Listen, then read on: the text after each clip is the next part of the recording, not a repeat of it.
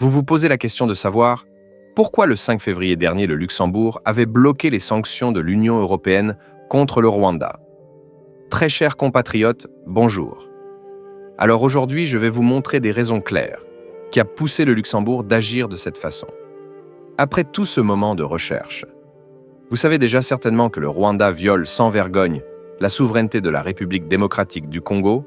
Vous savez que Kagame soutiennent des milices qui pillent les ressources dans le nord et le sud Kivu et alimentent un conflit sanglant. Et que fait l'Union européenne dans tout ça? Bien que les parlementaires européens avaient voté à une très large majorité, la résolution du 13 février 2025 sur la situation sécuritaire en République démocratique du Congo. Une résolution qui disait clair la condamnation du Rwanda et demandait clairement l'annulation de l'accord scandaleuse de minerais critiques signé entre la Commission européenne et le Rwanda en février 2024. Un accord qui transforme l'Union européenne en statut d'un receleur de matériaux volés systématiquement en République démocratique du Congo. Toutefois, Bruxelles persistait toujours et refusait de faire tomber cet accord, pur encore lors du dernier Conseil européen. Le Luxembourg a quant à lui jugé bon de bloquer toute possibilité de sanctionner le régime de Paul Kagame. Et en réalité, seul le Luxembourg sur le 27 États avait pris le choix de bloquer les sanctions. Mais pourquoi cette position si étrange du Luxembourg? Voici la raison. Inspiré par le fait que ces deux pays avaient parvenu à signer un accord à la création du Kigali International Finance Center. Un investissement à hauteur de 9 millions d'euros signé depuis 2021 pour stimuler le secteur privé rwandais afin d'attirer les investissements étrangers.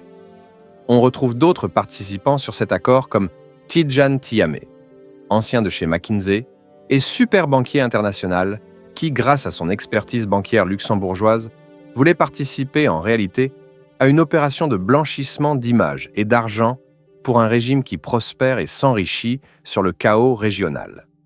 L'exploitation illégale des ressources naturelles congolais et massacre des populations de l'Est de la République démocratique du Congo qui date depuis des années.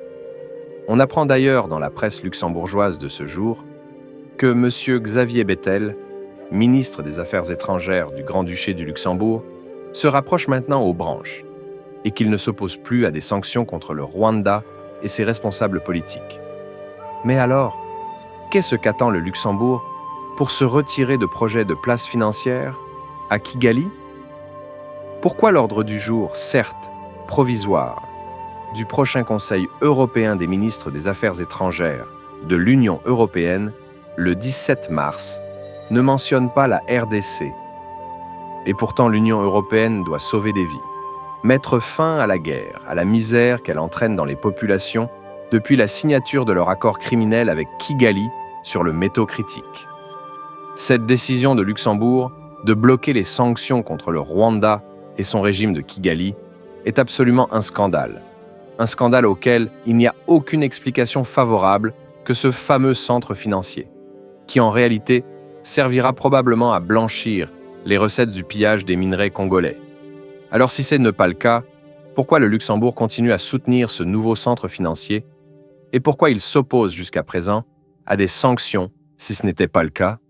Reste à savoir dans le jour à venir.